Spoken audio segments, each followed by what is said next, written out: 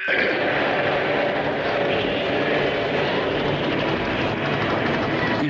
गुरुदेव नाम किसका, जय गुरुदेव नाम किसका, जय गुरुदेव नाम किसका।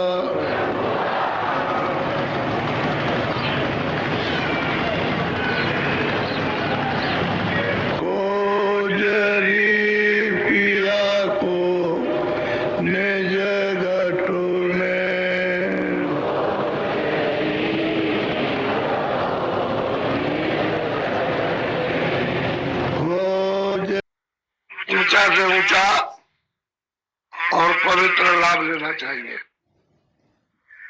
ऐसे समय को लोग चूक जाते हैं तो पीछे पश्चाताप करते हैं। यह सत्संग, सत्संग कहते हैं सतमत का रास्ता, यानी सच्चा रास्ता। मत कहते हैं रास्ते को, मत फिरका नहीं है, इसको फिरका और जमात आदमियों की और जानवरों की न समझे। सतमत यानी सच्चा रास्ता, मालिक के पास पहुंचने का। और वो जब आपको खबर लगे कि ऐसा रास्ता मिलता है तो चूकना नहीं चाहिए, क्योंकि सत्संग से सब वोट होगा। जब तक सत्संग नहीं मिलेगा तब तक कोई भी जानकारी किसी तरह की भी भौतिक और अंतर की नहीं मिलेगी। सत्संग से जब जानकारी होगी, जब यहाँ कुछ नहीं है, जब आपको बताया जाता है कि यहाँ परदेश है, यहाँ कुछ नहीं है, तो अपना कहीं न कहीं तो घर होगा, कोई न कोई तो अपना कहीं देश होगा जहाँ हमारा घर होगा, हम जहाँ के रहने वाले होंगे, यानी जहाँ की सुनते होगी, कोई न कोई स्थान, कोई देश, कोई लोग होगा ही होगा।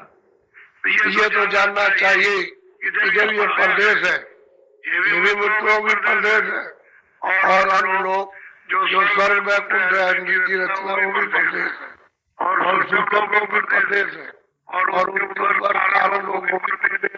ये सब परदेश है, इसमें किताब नहीं है। ये सब स्थान परिवर्तनशील है अंदर और बाहर के, तो अपना घर तो कहीं होगा ही। तो आप जब ऊपर जाओगे, कैंसर हो गया, थोड़ा हो गया, और ये बीमारी हो गई, ये हो गया, और ये तुम अब ठीक हो जाओगे, तो बोलोगे मुझे डालने में सहूलियत और तुमको अंदर ले जाने में सहूलियत। दोनों तरफ से आसानी हो जाएगी। तुम पढ़ो, अपनी अपनी तकलीफों को, दर्दों को बाहर रखने की अब जरूरत नहीं। क्यों कि तुम बाहर फेंकने वाले बन जाओ, दूसरा लेने वाला बन जाए। इतनी तो बात है। तो अनमोल चीज पहले आप ले लीजिए, ये अवसर नहीं मिलेगा। इतनी मैं आपसे प्रार्थना और अपील करूंगा कि आप लोग सबके सब शाकाहारी हो जाओ। जितने अनाज दिन में 100 बार खाओ, जितनी सब्जियां दिन में 100 बार खाओ, सूखे और गीले फल दिन में 100 बार खाओ, और हजम कर सकते हो तो दिन में 100 गिलास दूध के पियो, और भी हजम कर सकते हो तो 1 किलो घी तुम खाओ। तुमको अगर मना करे तब तुम कहो कि बाबा जी ये आपने क्या किया, ये क्यों मना कर दिया। लेकिन शाकाहारी जीवन बना। और एक प्रार्थना और मिन्नत यह है, इसको अपील समझो, प्रार्थना समझो, मिन्नत समझो, आरजू समझो। एक हमारी आपसे ये प्रार्थना है कि आप लोग शराब पीना छोड़ो। जो कोई भी शराब पिएगा, हिंदू हो, मुसलमान हो, सिख हो, ईसाई हो, छोटा हो, बड़ा हो, अमीर हो, गरीब हो, कोई हो, जो कोई भी शराब पिएगा उसके घर बच्चे बर्बाद, उसका घर बर्बाद, उसकी स्त्री बर्बाद, उसका धन बर्बाद।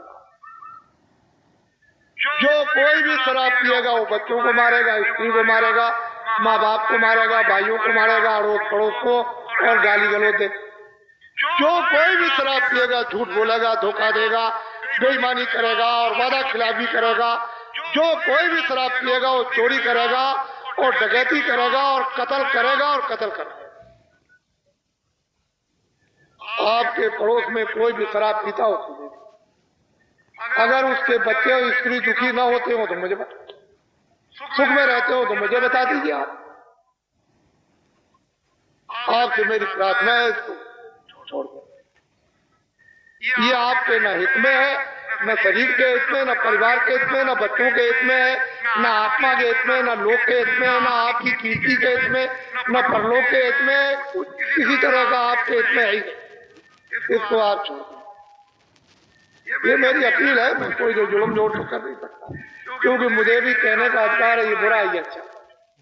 आपको अधिकार है उसको मानना न मान, तो मैं इतनी अपील तो कर ही सकता हूँ, प्रार्थना तो कर ही सकता हूँ। इसको आप छोड़, दिन में आप खेती करो, दुकान करो, दफ्तर का काम करो, बच्चों की सेवा करो और शाम को भगवान का जिस तरह से बता दिया जाए 5 मिनट, 10 मिनट, 15 मिनट बैठकर सुबह शाम को लेटकर खेत में, खलिहान में, जहां कहीं भी समय आपको मिल जाए वो भगवान का भजन करो।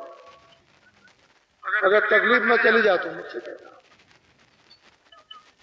तुम कहोगे तो मैं ये काम नहीं करूंगा तो शास्त्रों का निचोड़, धर्म पुस्तकों का निचोड़, मजहब किताबों का निचोड़, ये जीवन के कष्ट, कलेश, दुख, शोक, संताप, लड़ाई झगड़ा बिना हरि भजन के नहीं जाती, हो जाएगी। और ये कहो कि खाली पेट भरने के लिए चिल्ला रहे हो तो तुमसे अच्छे जानवर हैं, तुमसे अच्छे पंछी हैं। उनकी किस्मत में, उनकी प्रारब्ध में वो भोजन रखा हुआ है जो उड़ कर जाते हैं और पेड़ों पर बैठकर, मैदान में बैठकर के चर लेते हैं और पेट भर लेते हैं। और तुमको ये पंच भौतिक मनुष्य शरीर दिया और बुद्धि दी है और तुमने अपनी प्रारब्ध को ठोकर मार दी, किस्मत को खो दिया। तुमने भगवान पर, खुदा पर यकीन, विश्वास किया ही नहीं कि मेरी प्रारब्ध में सब कुछ रखा है, मेरी स्वास्थ्य पर मुझको मिलेगा इस शरीर की रक्षा के लिए, तो उसको तो आपने प्रारब्ध को गड्ढे में डाल दिया। नया काम कोई करते नहीं हो, प्रारब्ध को ठोकर लगा रहे हो, गड्ढे में डाल दिया। अब रोते और चिल्लाते हो तो तुम ये समझो कि भगवान ने हमको जो प्रारब्ध दी है वो देगा, शरीर की रक्षा के लिए खाना भी देगा, पानी भी देगा, कपड़े भी देगा, सब कुछ देगा। अब आप कोई नया काम अच्छा करो, जो किया है तुमने बुरा उसको थोड़ा सा हाथ से जाने वाला और ये लौट के फिर आपको मिलेगा नहीं। मनुष्य शरीर मिले जो इस गांव से चले गए, वो कभी भी इस गांव में आए नहीं कि मैं आ गया। तुम रोज देखते हो कि बच्चा जब घर में पैदा होता है तो आज तक राजा के यहाँ, धनी मानी के यहाँ और किसी भी काश्तकार के यहाँ बच्चा हंसता हुआ तो कभी पैदा हुआ नहीं। जितने भी बच्चे पैदा होते हैं सब रोते हैं। क्या तुमने अपनी बुद्धि से सोचा है कुछ लेके आया, कुछ जाति लेकर आया, कुछ भाषा लेकर आया, कुछ पहचान लेकर आया, कुछ सुनना लेकर आया, कुछ समझना खा रो रहा, चिल्ला रहा, काय में चिल्लाता है, दर्द में, पीड़ा में चिल्ला। तुम बड़े नादान और पागल निकल गए कि संसार को समझने की, जड़ चीजों के समझने की तुमको बुद्धि दे दी और फिर चिल्लाने लगे मेरी। वो ऐसा मतलब नादान है कि जाते वक्त में एक मारेगा पीछे से ठोकर, तुम गिर पड़ो। पहचान भी रखवा लेगा, सुनना भी रखवा लेगा, बोलना भी रखवा लेगा, समझना भी रखवा लेगा और नंगा ये भी बस उतरवा लेगा, फिर तुम खा ले। तुम ये बात तुम्हारे घर घर, गांव गांव में घटना होती है। अगर इसी से तुम बुद्धि को जगा लो तो और शिक्षा लेने की जरूरत आपको है ही नहीं। ये शिक्षा अगर गांव गांव में माँ बाप की मिलती रहती है, बुजुर्गों की, तो आज सब लोगों को बोध रहता। ये सब घटना एकदम आपके सामने उपस्थित होती है। तो अनमोल चीज ले लीजिए, मैं ज्यादा समय नहीं लगाऊंगा, मुझे तो बहुत कुछ कहना है। यह है शिक्षा।